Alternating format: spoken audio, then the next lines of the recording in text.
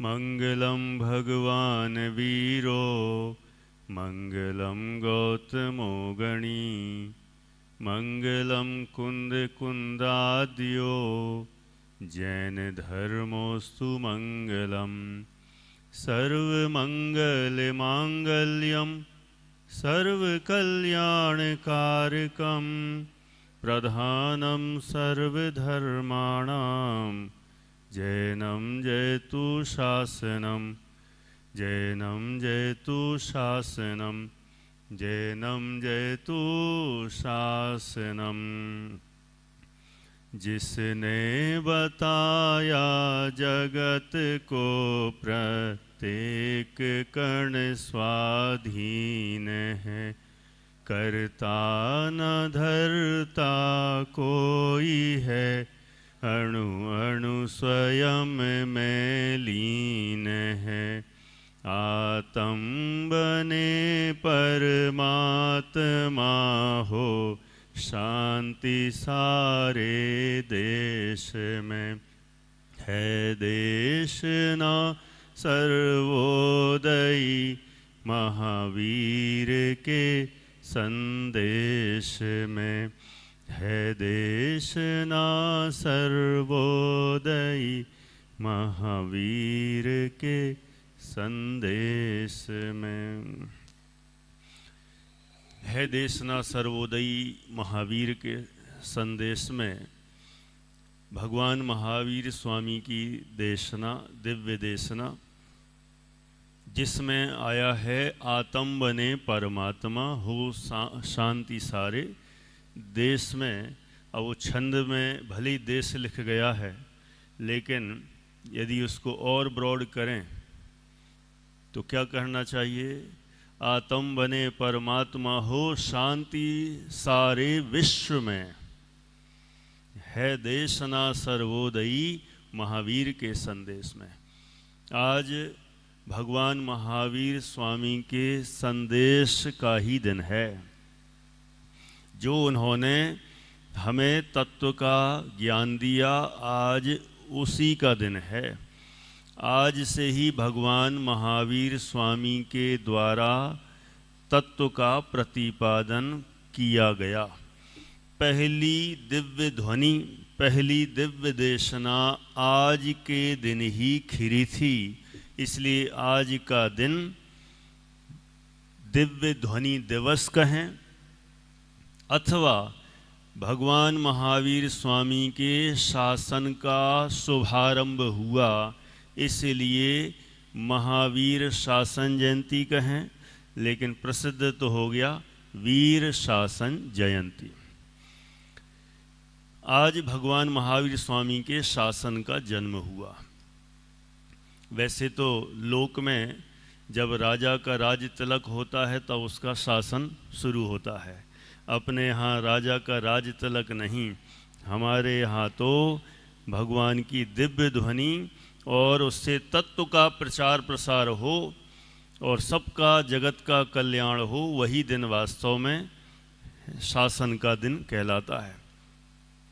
इसके पूर्व तक भगवान पार्श्वनाथ का शासन चल रहा था, क्योंकि उसके पूर्व पार्श्वनाथ भगवान की दिव्य ध्वनि खिरी और परंपरा से उनका शासन चलता रहा।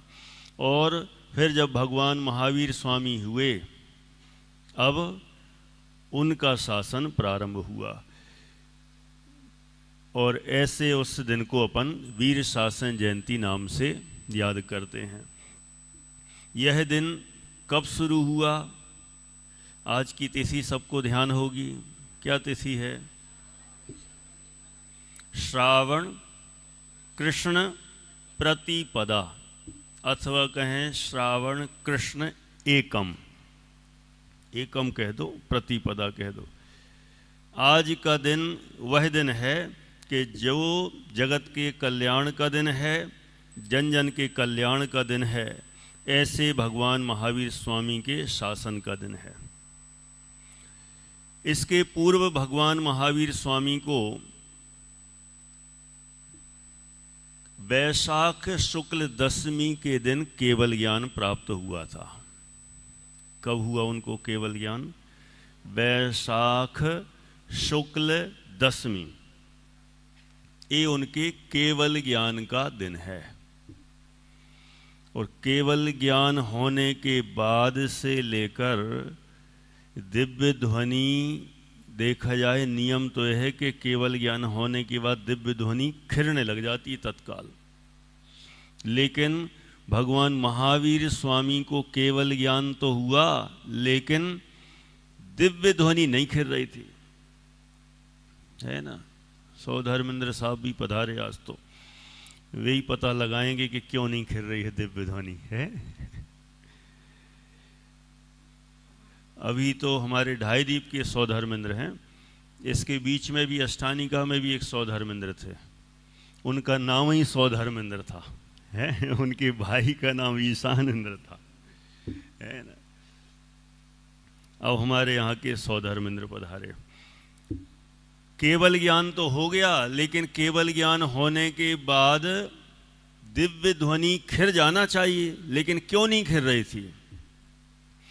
उनका समोसरण भी लग रहा था, और समोसरण लगकर फिर बिखर जाता, फिर कहीं और गमन हो जाता, विहार हो जाता, वहाँ समोसरण लगता, और समोसरण में सारे जीव दौड़ दौड़ कर वहाँ पर इकट्ठे हो जाते।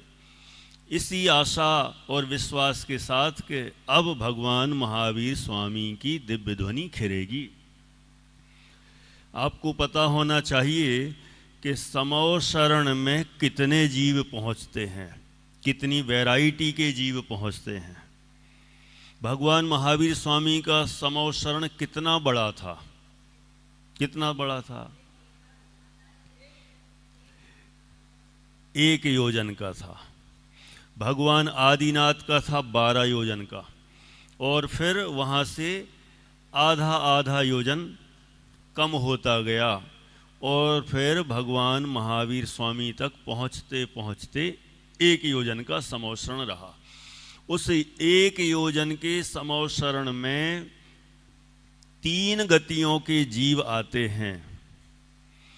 मनुष्य तो आते ही आते हैं, तिर्यंच भी आते हैं, और देव भी आते हैं।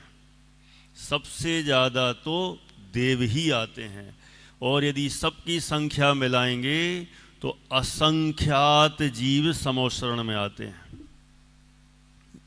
बार बार आते हैं, जाते हैं, आते हैं, जाते हैं, लेकिन दिव्य ध्वनि का लाभ नहीं मिलता।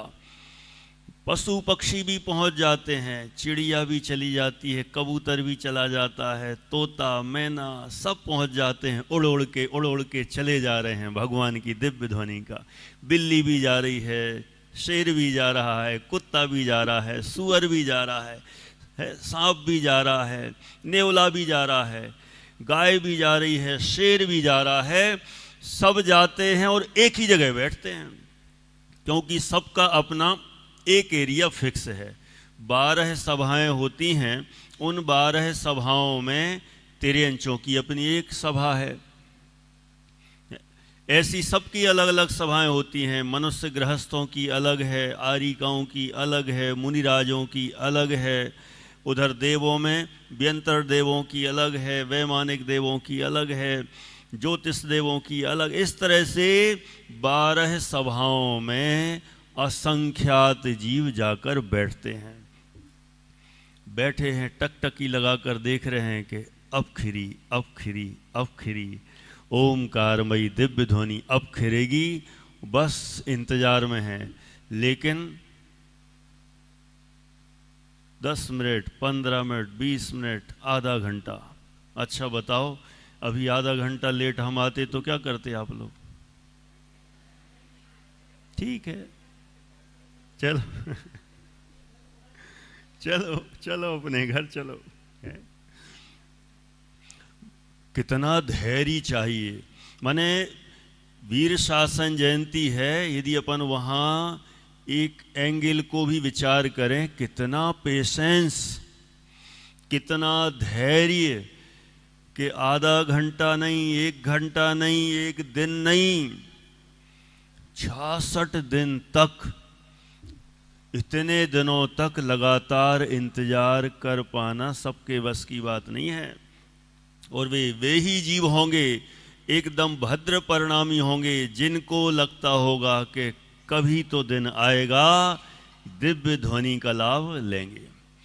कदाचित जब तक दिव्य ध्वनि का लाभ नहीं होता था तो उनको देखते थे, उनको निहारते थे सर्व ओर से, क्योंकि चार मुख दिखते थे तो सब तरफ से प्रदक्षिणाएं दे देकर उनके दर्शन करना, पूजन करना, भक्ति करना, ये काम तो तब भी चलता रहता था। लेकिन दिव्य ध्वनि बस नहीं खिरती थी।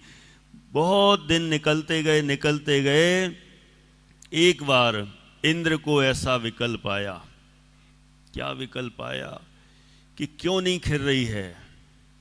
उन्होंने सोचा अवधि ज्ञान से विचार करना चाहिए, इतने दिनों तक क्यों नहीं लगाया। कभी कभी ये भी विकल्प आता है, अवधि ज्ञान तो उनको हमेशा ही है, लेकिन अभी तक अवधि ज्ञान का प्रयोग क्यों नहीं किया। क्योंकि अभी तक भव्य जीवों का भाग्य नहीं जागा था।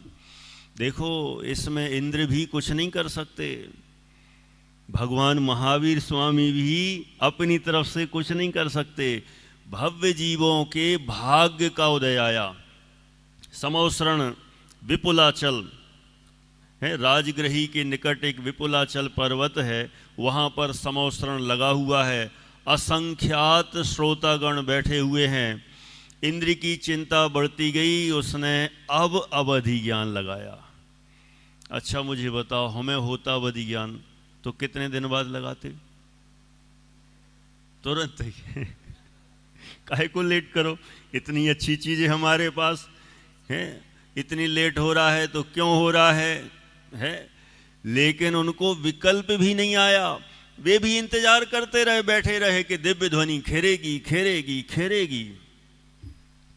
लेकिन इतने दिन हो गए, अब उनको विकल्प आया और उन्होंने अवधि ज्ञान लगाया। तो अवधि ज्ञान से उनको सब एकदम स्पष्ट दिख गया, समझ में आ गया कि भगवान की दिव्य ध्वनि क्यों नहीं खिल रही है। क्योंकि यहाँ पर अभी गणधर की अनुपस्थिति है, और गणधर के बिना दिव्य ध्वनि नहीं खिलती है, नियम है। कई मुनिराज थे, तपस्वी मुनिराज थे, लेकिन मुनिराज के होने मात्र से कुछ नहीं होता। उत्कृष्ट श्रावक थे, उनके होने से कुछ नहीं होता। सामान्य गृहस्थ थे, कुछ नहीं होता। राजा महाराजा अनेक थे। कदाचित समौसरण में, यहाँ तो नहीं, अन्य समौसरण में, अन्य समय कभी भी कहो नारायण चक्रवर्ती भी पहुँच जाए, लेकिन सर्व प्रधान तो कौन है? गणधर है। तो जब उन्होंने जाना कि इनके गणधर की अनुपस्थिति के कारण से दिव्य ध्वनि नहीं खिल रही, तो कहाँ है वो गणधर, कौन है वो गणधर? अवधि ज्ञान लगाया, उनको गणधर दिखाई दे गए। भविष्य के गणधर, कुछ देर में बाद होने वाले गणधर। उनको जब दिखा कि कौन जो गणधर बनने वाला है, अभी वो ब्राह्मण भेषधारी है।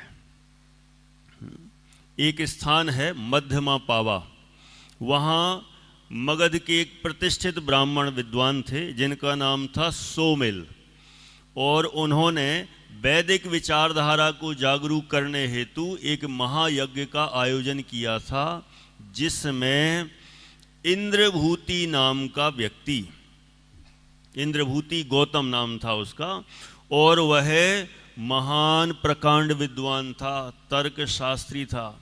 आपने इंद्रभूति गौतम की कथा कदाचित नहीं सुनी होगी, सुनना चाहिए, पढ़ना चाहिए है।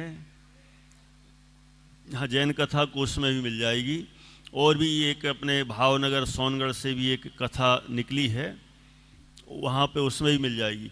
पिछले जन्मों में भी कैसे कैसे थे, उनकी दुर्दशाओं का भी बहुत वर्णन किया है। उन्होंने बहुत गलत काम भी किए पहले, बहुत प्रकार की सजाएं मिली, कहाँ कहाँ गए, और फिर सुधरते सुधरते सुधरते सुधरते इस भाव में आए, तो ब्राह्मण के भाव में आ गए। और ये सामान्य व्यक्ति नहीं थे, ये स्वयं अकेले संघ का संचालन करते थे अपने संघ का, और उनके 500 शिष्य थे, 500 शिष्य, और उनको लेकर चलते थे। स्वयं तो विद्वान थे, सबको पढ़ाते थे। ऐसे प्रकांड विद्वान जब इंद्र को विकल्प आया, उसने सोचा कि ये ही गणधर बनने वाले हैं, लेकिन अभी तो गणधर का इनका दूर दूर तक कुछ नाता ही नहीं दिखाई दे रहा है। तब उन्होंने सोचा कि इनको यहाँ लाना चाहिए। अब कैसे लाएं? सीधा बोलेंगे तो कौन आने वाला है? उन्होंने एक उक्ति सोची। उन्होंने एक बटुक ब्राह्मण का वेश बनाया, छोटे ब्राह्मण का वेश बनाकर, और वहाँ पर इंद्रभूति गौतम के पास पहुँच गए। और वहाँ पहुँचने के बाद हाथ जोड़कर खड़े हो गए और उनसे एक निवेदन किया कि हे ब्राह्मण, मुझे एक विषय में शंका है, मेरे इस विषय का समाधान मैं आपसे कराना चाहता हूँ। तो इंद्रभूति गौतम ने क्या कहा? यदि मैं तुम्हारी शंका का समाधान कर दूंगा तो तुम्हें मेरा शिष्य बनना पड़ेगा। 500 तो हैं ही, कितने हो जाएंगे? 501 हो जाएंगे। तो उन्होंने कहा मैं आपका शिष्य बन जाऊंगा, पहले मेरी शंका का समाधान तो करो। बोलो शंका।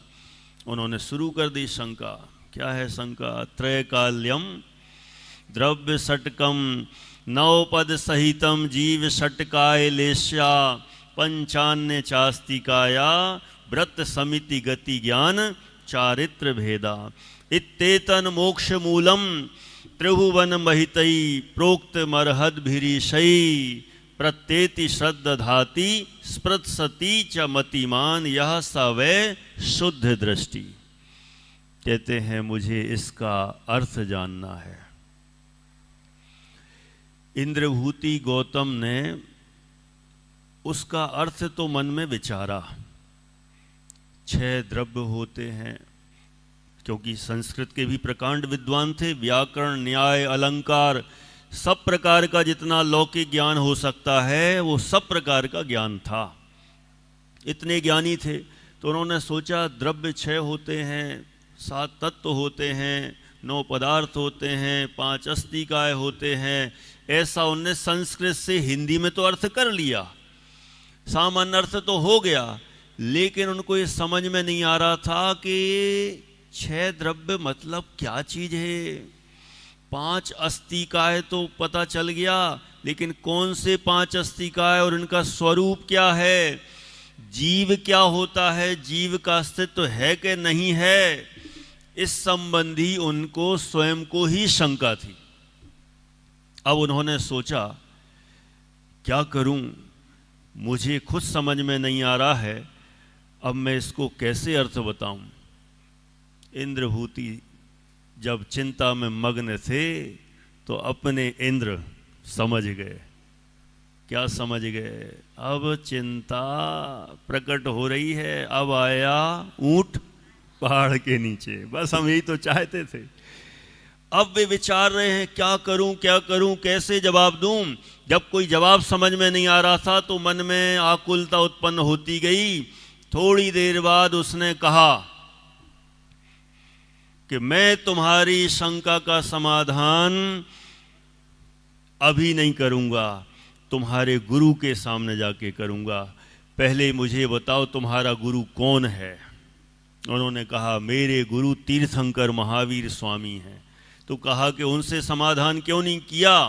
कहते वे बहुत दिनों से मौन साधना में हैं और उनसे समाधान में कैसे प्राप्त करूं। तो सोचा हमने आपकी कीर्ति, आपका नाम खूब सुना था, तो मैं आपके पास निवेदन करने आ गया। उसने कहा कि मैं इस शंका का समाधान तुम्हारे उन गुरु के पास ही चल के करूंगा, ले चलो मुझे। तो इंद्र ने कहा बस हो गया काम।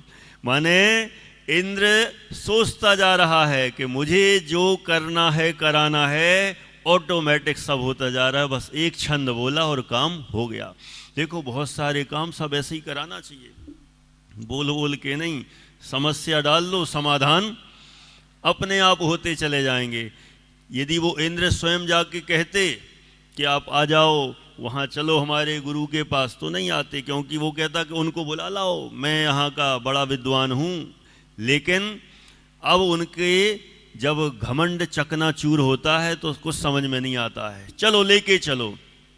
अब इंद्रभूति गौतम को लेके चले जा रहे हैं और जहाँ समोसरण के निकट पहुँचते हैं और मान स्तंभ को देखते हैं, तो मान स्तंभ को देखते ही उनका मान चूर चूर हो जाता है। देखत मान गले मानी का मान स्तंभ सार्थक नाम।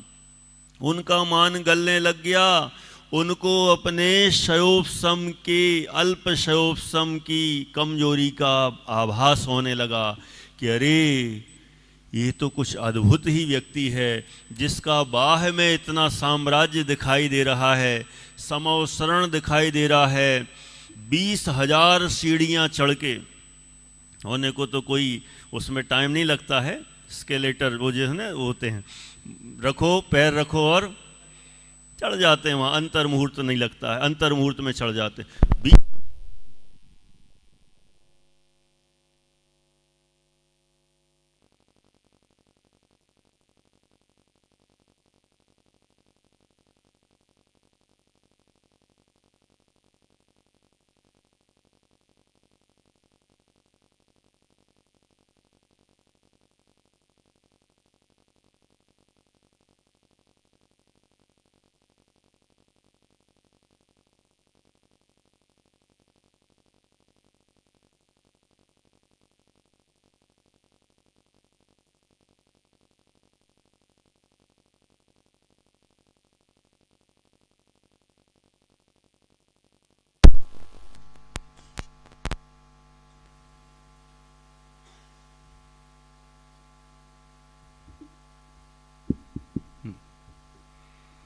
जब इंद्रभूति गौतम समोसरण में पहुंचता है और वहां पहुंचते ही मानस्तंभ को देखता है तो उसका सारा अहंकार ठंडा पड़ जाता है। मैं यहाँ से थोड़ा पढ़ता हूँ किस तरह के उनके विचार होते हैं, है ना। ये जैन पर्व चर्चा है, इसी के लेख के आधार से। जब इंद्रभूति गौतम ने शास्त्रार्थ करने की आकांक्षा से तीर्थंकर महावीर के समोसरण में प्रवेश किया, तब मान स्तंभ के दर्शन मात्र से ही उनके मन का सारा कालुष धुल गया। स्तंभ देखकर इंद्रभूति स्तब्ध रह गया और ज्ञान का समस्त अहंकार पिघल गया, क्योंकि उसको घमंड था कि मेरे जैसा विद्वान इस भूतल पर नहीं है, कोई नहीं हो सकता। जितना मैं ज्ञानी हूँ, मेरे जैसा ज्ञान वाला कोई हो ही नहीं सकता है। इंद्रभूति गौतम के लिए मान स्तंभ प्रकाश स्तंभ बन गया। उनके हृदय का तिमिर मन अंधकार छिन्न हो गया। उन्हें अपने शायव समय ज्ञान की सीमा ज्ञात हो गई। समझ में आ गया कि मेरा तो ज्ञान बहुत अल्प है। वे मन ही मन सोचने लगे कि मेरा ज्ञान कितना बौना है, मैं तो महावीर के ज्ञान की एक किरण छूने में भी असमर्थ हूँ, एक किरण छूने में भी असमर्थ हूँ। आज मेरा अभिमानी मन विनम्रता से अभिभूत हो गया है, अपने आप ही सरल हो गए। इस तरह उनके सरलता से, विशुद्ध परिणामों से उनके मिथ्यात्व गल गया और उनको सम्यक दर्शन प्राप्त हो गया। सम्यक दर्शन प्राप्त होते ही उन्होंने दिगंबर जैनेश्वरी दीक्षा ग्रहण कर ली और दीक्षा ग्रहण करने के बाद उनकी सब तरफ से जय जयकार होने लगी। सबको पता चल गया अब तो ये ही गणधर बनने वाले हैं। यह पावन दिन, जिस दिन इंद्रभूति गौतम की दीक्षा हुई, यह पावन दिन आषाढ़ शुक्ल पूर्णिमा का था। कब थी ये तिथि? कल थी क्या? सुबह ही सुबह थी? कब थी? मॉर्निंग में ही चेंज होती ना अपने यहाँ, तो कि अंग्रेजी कैलेंडर लगा रहे हो है। ये तिथि तो कब तक चलती है? देखो ये अंग्रेजों के हिसाब से चलोगे तब तो कल लेना पड़ेगा, और ये तिथि कब तक चलती है? अपने यहाँ तिथि बदलती सुबह सुबह बदलती है, अपने यहाँ तो दिन सुबह के बाद प्रारंभ होता है, और अंग्रेजों के कैलेंडर के अनुसार रात के 12 बजे से हो जाता है ना। तो यह तिथि आज सुबह ही माने आषाढ़ शुक्ल पूर्णिमा को थी, और उसके बाद तिथि बदल जाती है, फिर तिथि बदलती है तो अगला दिन कहलाता है। तो आषाढ़ शुक्ल पूर्णिमा का था, माने कल भी थी, कल से लेकर आज सुबह तक, है ना। इसी दिन इंद्रभूति ने, उनकी उस समय उम्र थी 50 साल। इंद्रभूति कितने साल के थे? 50 साल के थे। उन्होंने दीक्षा धारण की। इस कारण यह दिन गुरु शिष्य की परंपरा का दिन होने से, अथवा कहें भगवान महावीर के गुरु बनने का दिन होने से, कौन सी तिथि प्रसिद्ध हुई है? हाँ जी। अच्छा, दीक्षा किसने ली? गौतम गण। तो गुरु कौन कहलाए? बताओ। हम तो कुछ और ही समझते हैं। अपन समझते हैं गुरु गौतम गणधर, लेकिन दीक्षा ली, गुरु कौन कहलाए? गुरु तो महावीर कहलाए, है ना।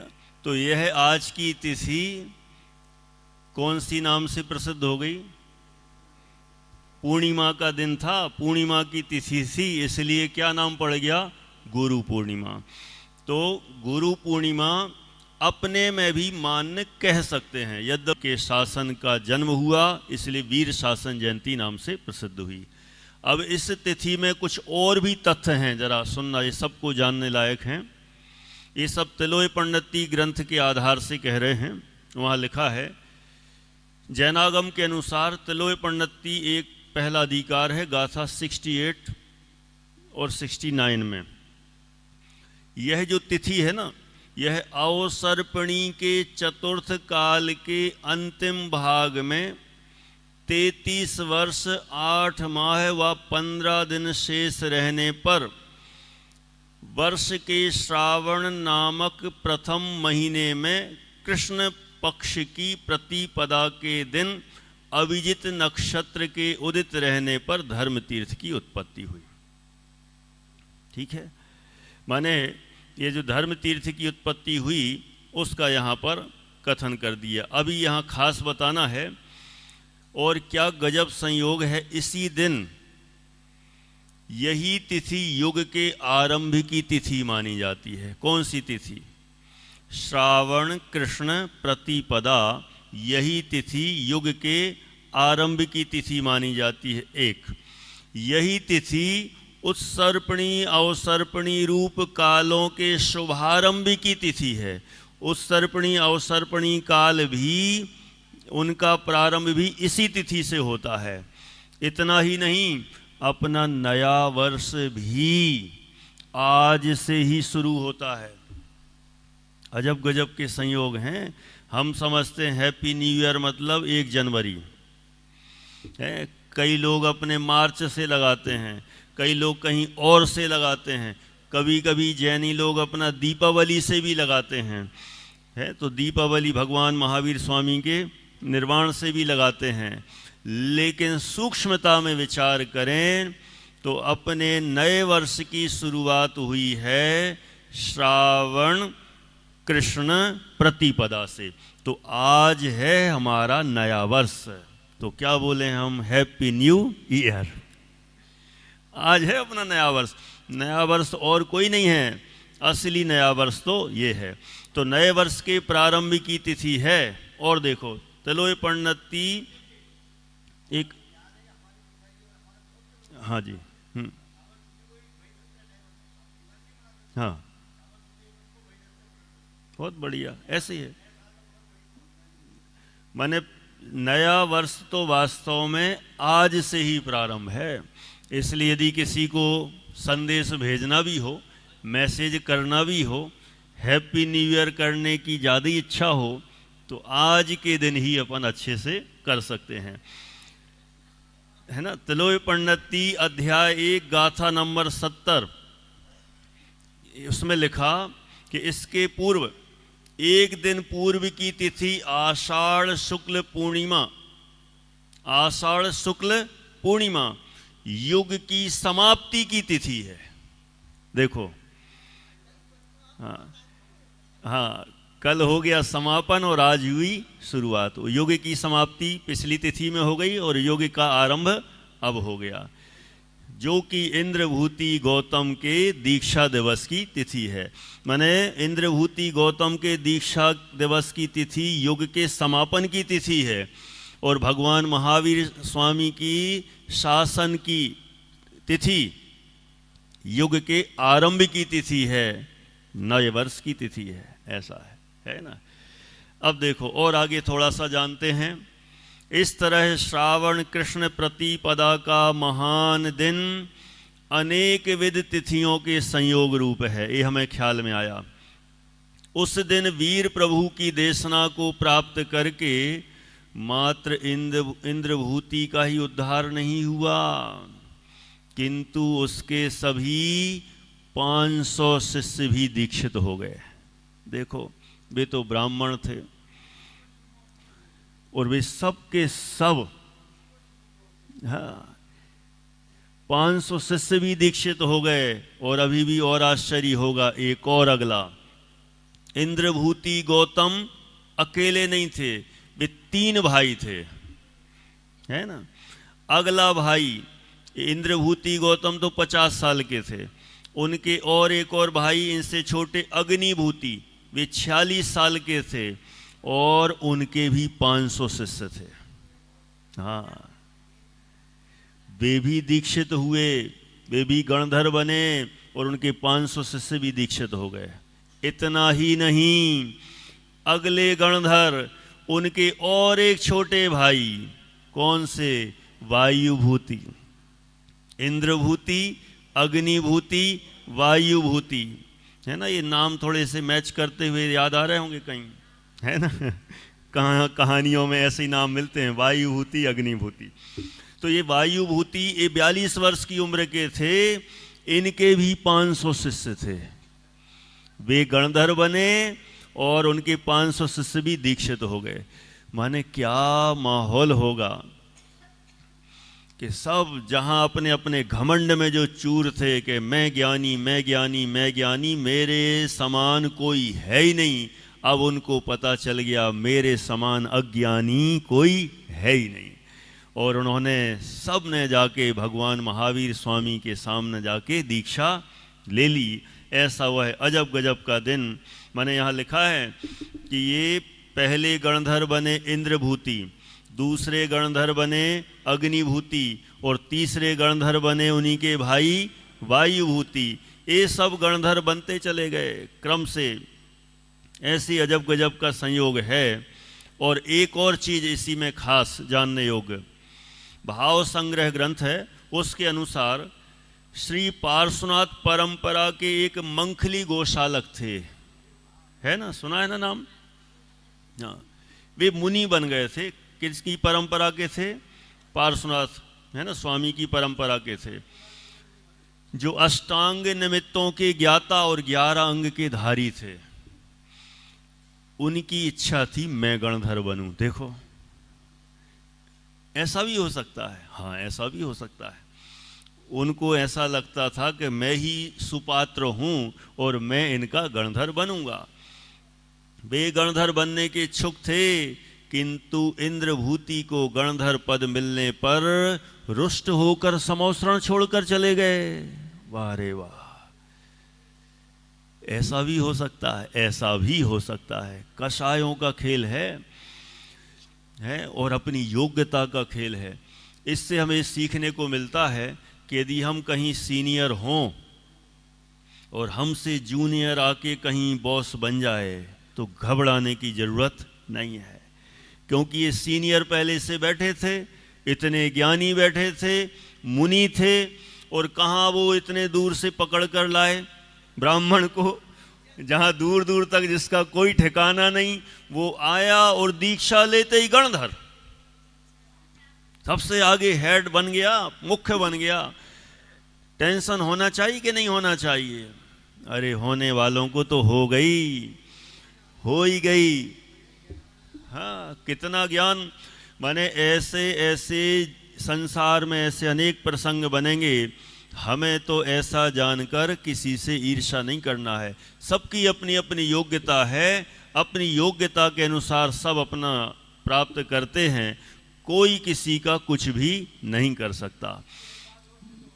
हाँ जी। हाँ हाँ हाँ, वो तो है ही वो तो ऐसा है।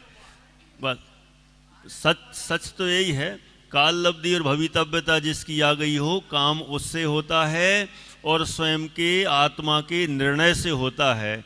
मान स्तंभ तो उसमें निमित्त है, समवसरण तो उसमें निमित्त है।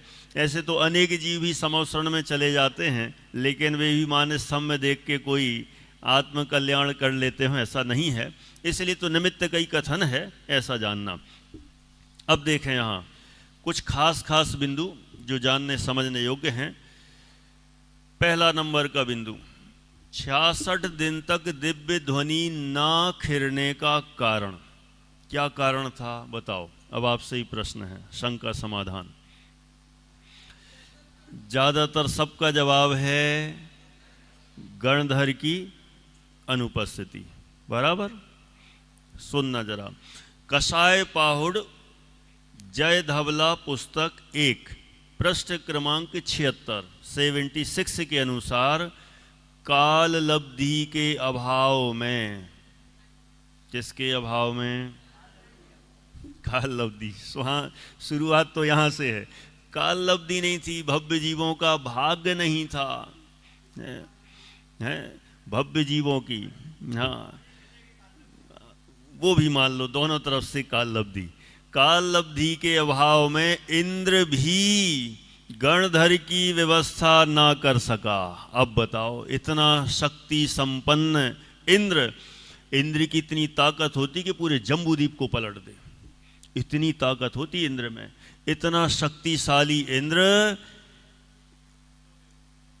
नहीं कर सका, कुछ नहीं कर सका, गणधर की व्यवस्था नहीं कर सका है।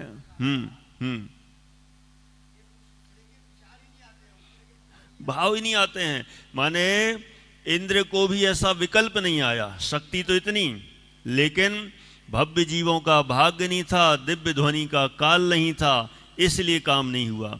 इसलिए वे गणधर की व्यवस्था ना कर सके, अथवा कहें निमित्त व उपादान दोनों में से किसी एक की भी कमी नहीं चलेगी। माने निमित्त और उपादान दोनों ही चाहिए, है ना। उपादान तो मुख्य है ही, लेकिन निमित्त भी वहां पर उपस्थित रहता है। माने काम तो पांचों समवाय से ही होता है, इसलिए अपन ये ना कहें सर्वथा किसी और से। माने उपादान की मुख्यता है, बाकी अन्य समवाय भी वहां पर उपस्थित है। अगला बिंदु, उपकार दिवस है। कौन सा दिवस है? उपकार दिवस। क्यों है? वास्तव में देखा जाए तो अनेक पर्व त्योहार हैं। कोई व्यक्तिगत घटना वाले हैं कि अपने अपने मोक्ष चले गए, महावीर भगवान चले गए, अन्य तीर्थंकर चले गए, मोक्ष चले गए। किसी का कुछ लाभ हो गया, किसी का कुछ। कोई घटनाएं, अनेक अनेक घटनाएं घट गई रक्षाबंधन में, लेकिन असली लाभ तो हमें जिससे मिले, जिस दिन मिले, तत्व का लाभ मिले, तो असली दिन तो हमारे लिए वही है। असली उपकारी तो वही है। अच्छा, महावीर भगवान मोक्ष चले गए, हमें वो ज़्यादा लाभ है कि महावीर भगवान की दिव्य ध्वनि खिरी, वो हमारे लिए लाभ है। लाभ तो ये है ना हमें दिव्य ध्वनि का, इसलिए आज का दिन उपकार दिवस भी कहा जाएगा। और सुनो, है आपका कहना है शाश्वत कहलाएगा। नहीं, ये शाश्वत नहीं है, क्योंकि ये तो भगवान महावीर स्वामी हुए और उनकी दिव्य ध्वनि खिरी, फिर अगले कोई तीर्थंकर की दिव्य ध्वनि खिर जाएगी, तो फिर उस दिन से ही वीर वो शासन जयंती कहलाएगी। अब जिसके शासन की जयंती हो, है ना। अगले तो महापद्म होने वाले हैं यहाँ पर भविष्य के। कब होंगे? ये पंचम काल के 21,000 वर्ष, छठे काल के 21,000 वर्ष, फिर घूमेगा, फिर उत्सर्पणी का पहला काल उसके 21,000 वर्ष, दूसरा काल 21,000 वर्ष। हाँ, नहीं वो छट्टा छट्टा मत बोला करो, सुनो जरा। कई लोग क्या करते हैं, यहाँ से पहला, दूसरा, तीसरा, चौथा, पांचवा, छठवा, और फिर उत्सर्पणी का फिर छठवा, पांचवा, तीसरा है। ऐसा नहीं होता। हाँ, सुनना जरा ध्यान से, वो तो उसके जैसा होता है। कभी उल्टी गिनती चलती है? नहीं होती। वो उत्सर्पणी का पहला काल होगा, अवसर्पणी के छठवें काल के समान है वो, लेकिन है वो उत्सर्पणी का पहला काल। और फिर अगला पांचवा नहीं आएगा, अगला दूसरा काल आएगा, और फिर अगला तीसरा काल आएगा, और उससे तीसरे काल में शुरुआत में पहले तीर्थंकर होंगे, तीसरे काल में। चौथा ही चौथा सब जगह मत लगाना। अवसर्पणी के चौथे काल में 24 तीर्थंकर होते हैं, और उस सर्पणी के तीसरे काल में 24 तीर्थंकर होते हैं। गड़बड़ मत करना। हाँ, ज़्यादातर सबको यही पता है कि ऐसा उल्टा उल्टा ऐसा घूमता है, और इधर भी चौथा और उधर भी चौथा। ऐसा नहीं होता है। बोलो। हाँ, नहीं, यहाँ सुखमा सुखमा से बढ़ते गए, अभी पांचवा है दुखवा, छठ आएगा दुखमा दुखमा। अब उत्सर्पणी में पहला होगा दुखमा दुखमा, फिर दूसरा होगा दुखमा, फिर तीसरा होगा दुखमा सुखमा। वहाँ तीसरा दुखमा सुखमा होता है, यहाँ चौथा दुखमा सुखमा होता है। इसलिए यहाँ चौथे काल में 24 तीर्थंकर होते हैं, और वहाँ उत्सर्पणी के तीसरे काल में 24 तीर्थंकर होते हैं। ये हमें बराबर अच्छे से ध्यान रखना है। हाँ जी, ठीक है, क्लियर? कैसे, मैं फिर से और क्लियर करता हूँ। तीर्थंकर होंगे भी दुखमा सुखमा काल में होते हैं। क्लियर है? फिर से देखना। उत्सर्पणी का पहला काल आएगा दुखमा दुखमा, दूसरा मात्र दुखमा, और तीसरा दुखमा सुखमा। दुखमा सुखमा, क्लियर? अब अवसर्पणी का लगाओ। पहला काल था सुखमा सुखमा, दूसरा सुखमा, तीसरा सुखमा दुखमा, और चौथा दुखमा सुखमा। आ गया ना? तो यहाँ दुखमा सुखमा, और वहाँ भी दुखमा सुखमा। वहाँ तीसरा दुखमा सुखमा, यहाँ का चौथा दुखमा सुखमा। काल का नाम वही है, नंबर अंतर है। यहाँ चौथा, वहाँ तीसरा। तीर्थंकर 24 के 24। तो अब 21,000 वर्ष यहाँ के पंचम काल के, फिर छठे काल के 21,000 वर्ष, फिर उत्सर्पणी के पहले दूसरे काल के 21 मतलब 42,000। 42 दूनी 84,000 वर्ष बाद फिर जो पहले तीर्थंकर होंगे महापद्म नाम के, जब जन्म लेंगे तब नहीं, तब तक शासन महावीर भगवान का, तब तक जब उनको केवल ज्ञान होगा और पहली दिव्य ध्वनि खेरेगी, वहां से महापद्म तीर्थंकर का शासन प्रारंभ हो जाएगा। ये सिस्टम है। दिव्य ध्वनि खिरते ही शासन प्रारंभ होता है। हाँ, नहीं अभी तक यही सुना था सबने, बहुत लोगों ने यही सुना है, लेकिन हमें ये धारणा थोड़ी बदलना चाहिए कि छठवें के बाद छठवा नहीं आता है, छठवें के बाद पहला आता है। क्रम है, समान आता है, समान कह दो, लेकिन छठवा पांचवा ऐसा नहीं कह सकते। हाँ, आपका कहना है कि उस सर्पणी के तीसरे में जन्म होगा और फिर निर्वाण कौन से चौथे में होगा? अरे तीसरे में ही। तीसरा काल दुखमा सुखमा, और बहुत बड़ा काल है वो। यहाँ का चौथा बड़ा है, वहाँ का तीसरा भी सेम रहेगा, बस इतना अंतर है। यहाँ सब कुछ घटता घटता चला जाता है। शक्ति, बुद्धि, क्षमता घटती चली जाती, आयु, बल सब घटता जाता है, और उस सर्पणी में सब बढ़ता चला जाएगा। वहाँ पर पहले नंबर के जो महापद्म होंगे उनकी आयु बहुत कम होगी, हाँ, हाइट भी कम होगी। जैसे महावीर भगवान है ना 24वें, ऐसे ही महापद्म इसी टाइप के होंगे। और फिर धीरे धीरे धीरे धीरे जो 24वें नंबर पर पहुंचेंगे तो वे आदिनाथ जैसे होंगे 500 धनुष वाले। माने वहां क्रम उस सर्पणी में बढ़ता चला जाएगा, ऐसा जाना है। आपका कहना है हुंडा और सर्पणी काल चलता रहेगा। हुंडा और सर्पणी तो यहीं खत्म हो जाएगा, क्योंकि अवसर्पणी चल रहा ना ये। तो ये हुंडा और सर्पणी, हुंडा उस सर्पणी कुछ नहीं होता, वो उस सर्पणी शुरू हो जाएगा। ये तो हुंडा और सर्पणी था, और ये भी हर बार नहीं आता है, ये तो असंख्यातों वर्षों बाद एक बार आता है। माने असंख्यातों ये उस सर्पणी या उस सर्पणी निकल जाए तो एक आध बार नंबर आता है हुंडा और सर्पणी है। क्या वही क्यों मिला? आपने कहा, आपका कहना है यही क्यों मिला हमें?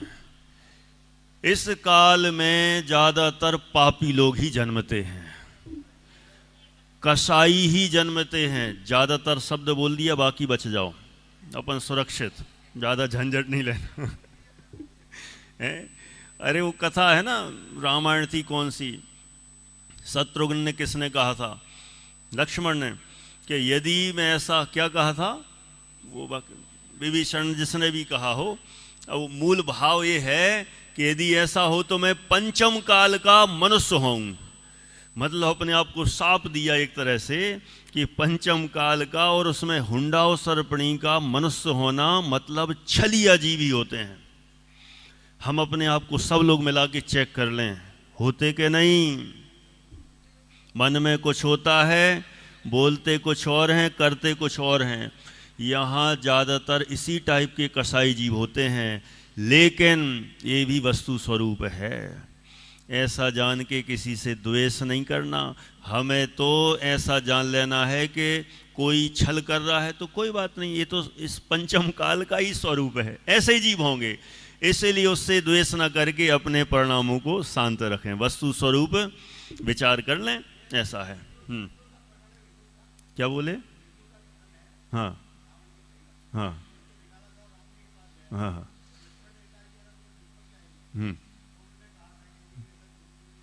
हाँ, बराबर हो सकता है ये वाला, ठीक है। माने भावना तो यही है। तो आपका कहना है कि इसमें हम क्यों जन्मे?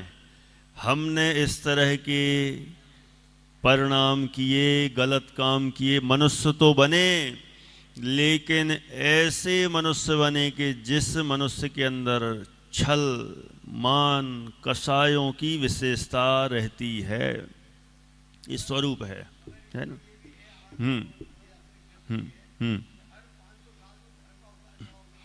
हाँ, वो तो बिल्कुल,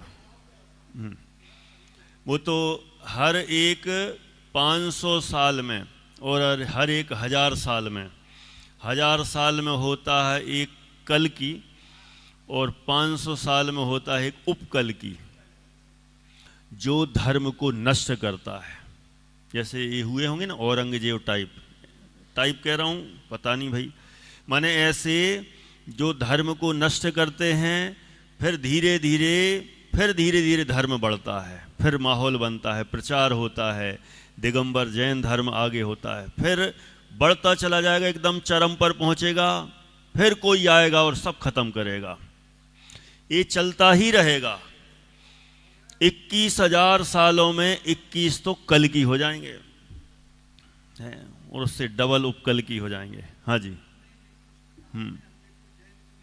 अपन तो वहां से महिमा गाओ, सत्य तो यही है, बोलो।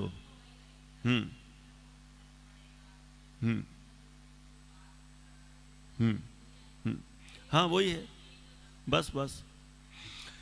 बाकी हमें तो पॉजिटिव इतना विचार करना है, ऐसे दुष्म काल में हमें भले ही तीर्थंकरों का विरह हो, कदाचित हमें नग्न दिगंबर साधु जो जिनवाणी के आधार से कहे गए हैं, कदाचित वे अल्प मिलें,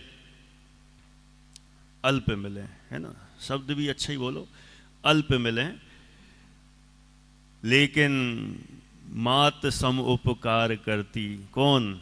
शास्त्र ही आधार हैं। शास्त्र हमारे पास हैं मतलब तीर्थंकर ही हमारे पास हैं, शास्त्र हमारे पास हैं मतलब गुरु गौतम गणधर हमारे पास हैं, शास्त्र हमारे पास हैं इसका मतलब मुनिराज ही हमारे पास हैं। माने जिनवाणी हमारे पास है तो हमें चिंता करने की आवश्यकता नहीं है, सब कुछ हमारे पास है। इस समय हमें एक पुराने ज़माने का फिल्मी डायलॉग भी ध्यान में आ जाता है। एक हीरो बोलता है दूसरे हीरो से, मेरे पास गाड़ी है, बंगला है, नौकर है, चाकर है, सब कुछ है मेरे पास, तुम्हारे पास क्या है? तो दूसरा क्या बोलता है? मेरे पास माँ है। माने उसके डायलॉग के सामने उसके सब फेल हो गए। माँ शब्द कहने पर कोई कहे हमारे पास ये है वो है, रहने दो, मेरे पास जिनवाणी माँ है, और क्या चाहिए। सचमुच ऐसे काल में जन्म लेने के बावजूद भी हमें इतना अच्छा तत्व मिल रहा है, इससे अच्छा कुछ नहीं हो सकता।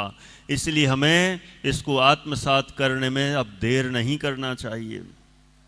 अजब गजब का है। देखो यहाँ अगला तीसरा बिंदु लिखा कि द्वादशांग रचना दिवस भी है। अच्छा, हाँ, जब दिव्य ध्वनि खिरी, गणधर ने सुनी और अंग रचे चुनी ज्ञानमयी, उन्होंने सुनी सो जिनवर वाणी शिव सुखदानी। दिव्य ध्वनि सुनकर उन्होंने 12 अंगों की रचना कर दी। तो आज का दिन द्वादशांग रचना दिवस है। हम तो श्रुत पंचमी को ही महान मानते हैं। श्रुत पंचमी में तो हाथ से लिखी हुई षटखंडागम जैसे ग्रंथ का है ना निर्माण हुआ। आज के दिन तो द्वादशांग का निर्माण हुआ। अंतर मुहूर्त में ही रच देते हैं। रच देते हैं क्या मतलब कहीं लिखते हैं ऐसा नहीं है, दिमाग में ज्ञान में ही पूरा सूत्रों में बद्ध कर लेते हैं। तो द्वादशांग रचना दिवस भी है आज। नव वर्ष व युग के शुभारंभ का भी दिवस है। और भी हम बहुत सारे बिंदु हैं। जीवन परिवर्तन भी दिवस है।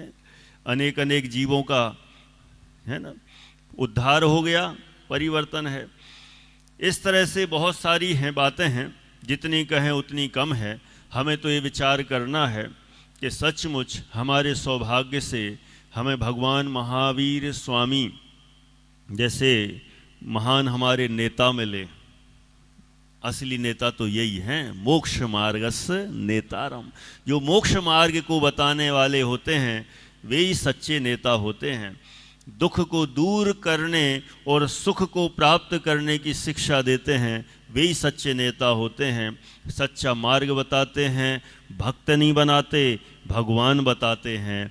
सचमुच कितने एंगल से विचार करें, हमें इतना उत्कृष्ट सब कुछ मिला है, इससे उत्कृष्ट विश्व में कुछ नहीं हो सकता। इसलिए अपने आप इतना गर्व होना चाहिए कि हम भगवान महावीर स्वामी के शासन में हुए हैं और उनके द्वारा बताई गई दिव्य देशना को हम पढ़ रहे हैं, समझ रहे हैं और समझ के जीवन में उतारने का अभ्यास भी कर रहे हैं। इससे अच्छा पुण्य किसका होगा? कोई अपने आप को धिक्कारता हो, अरे हमें क्या मिला, माता पिता को कहता हो तुमने हमें क्या दिया, अरे धिक्कार है ऐसे वाक्यों को। क्या नहीं दिया? माता पिता ने पुत्र को जैन कुल में जन्म दिया, दिगंबर संप्रदाय में जन्म दिया, इससे अच्छा क्या है? और हमारे पास कदाचित तो उतना ज़्यादा धन नहीं हो तो क्या करना है? 2 टाइम 3 टाइम तो सबको बैठे बैठे मिलता है, कहाँ समस्या है? कहीं किसी को ऐसा हुआ कि आज सूखी रोटी से काम चलाना पड़ा? सबको अच्छा अच्छा मिलता है, सारी सुविधाएं हैं, इससे अच्छा तो कुछ है ही नहीं। इतना सारा अनुकूल वातावरण और अब तो ऐसा माहौल बना हुआ है कि रोज स्वाध्याय करो, अध्ययन करो, चिंतन करो, मनन करो। अभी जो रूटीन में अपने 5 अध्याय चल रहा ना मोक्ष मार्ग प्रकाशक जी का, यहाँ चलता, अभी कल से फिर से अपना 9:30 बजे से चालू हो जाएगा। है संडे को, हाँ संडे को नहीं करते, अब आपका कहना संडे को चालू करो। वो एक दिन इसलिए कि ठीक है सबको थोड़ा ब्रेक मिल जाए है। अच्छा अच्छा अच्छा अच्छा, आपका विचार है, ठीक है। अच्छा, और इसको पूरा करें? कर सकते हैं, कोई दिक्कत नहीं। वैसे बाकी तो सब चले जाएंगे, है ना, है ना। चलो, हाँ, आप लोग हैं, चलो।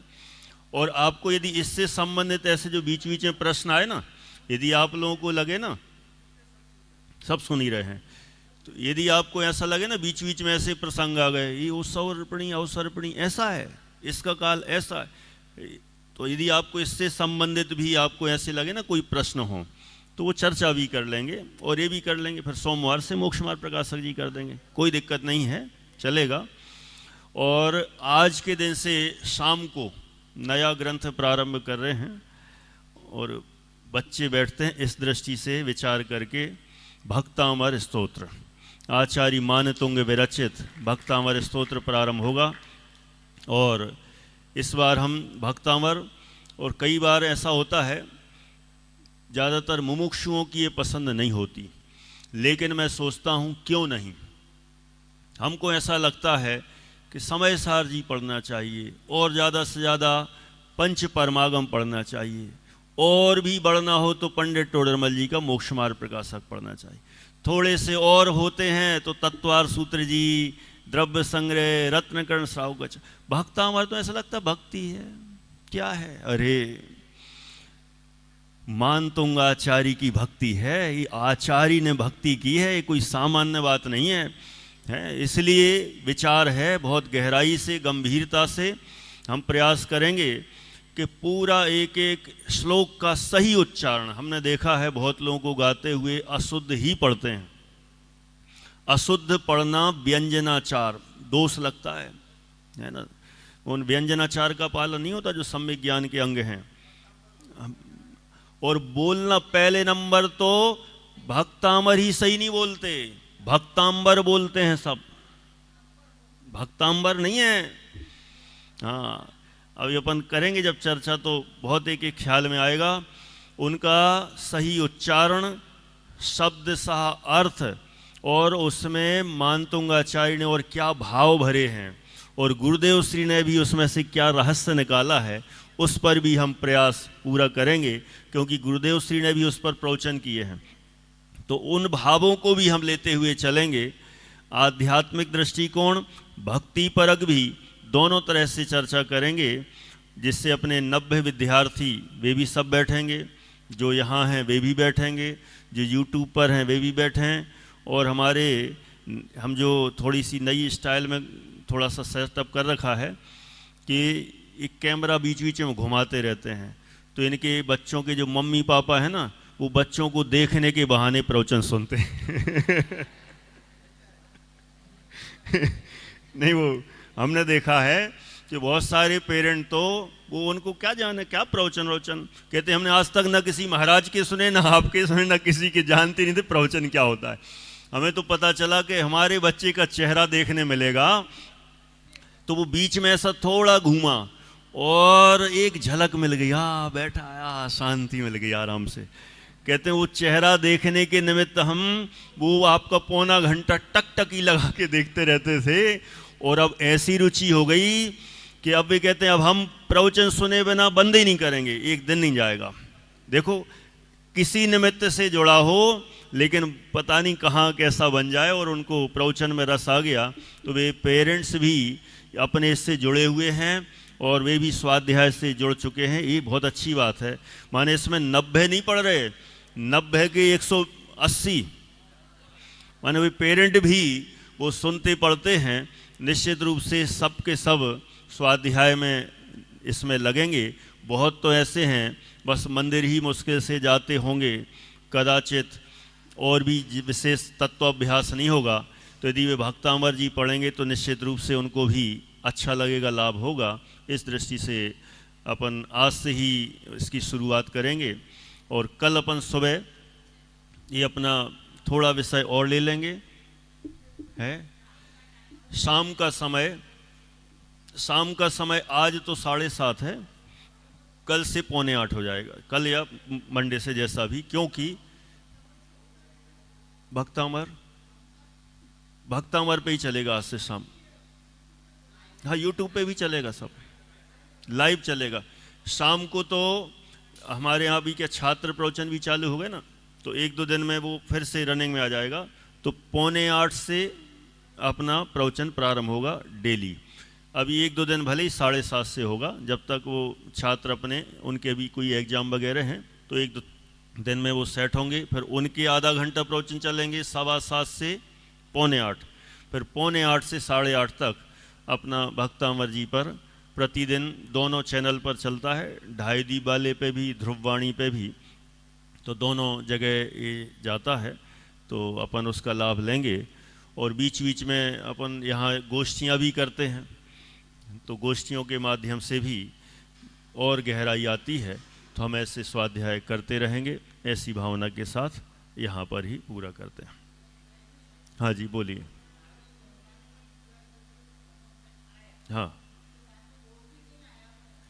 आपका कहना है भगवान महावीर स्वामी का समवसरण विपुलाचल पर आया, और भी कहीं आया है ना? हाँ, अनेक जगह आया है। मुख्य प्रसिद्ध हो गया विपुलाचल, क्योंकि प्रथम दिव्य ध्वनि वहीं खिरी ना, इसलिए। चलो। सहजानंदी शुद्ध स्वरूपी अविनाशी हूँ आत्मस्वरूप। सहजानंदी शुद्ध स्वरूपी अविनाशी हूँ आत्मस्वरूप। सहजानंदी शुद्ध स्वरूपी अविनाशी हूँ आत्मस्वरूप। निज निधि निज में बता